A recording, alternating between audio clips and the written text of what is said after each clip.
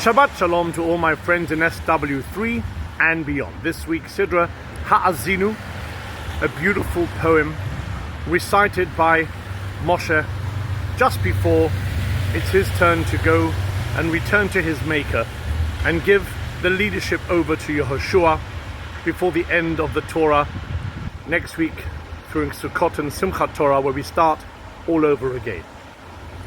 And starting all over again is maybe something we should be thinking about this morning, the day after a vicious, murderous attack on Anglo Jewry on its holiest day of the year. What does one do when one sees something which some people say was inevitable? Terribly saddened but not shocked are the words coming out of most people living here in Great Britain.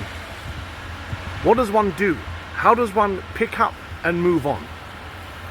And maybe it's just the simple fact that the Torah every single year, the 5 books of the Torah, come to an abrupt end on Simchas Torah. And what do? We roll the Torah all the way back and start again. That's all we can do sometimes. When it comes to the end of something, start again. When you think it is the end, start again. And maybe from this week's Sidra, part of this poem says, Hatzor Tomim Pa'oloi. This rock that cannot be moved, that is always his work, always his role. God's role is always to be that rock, that immovable rock.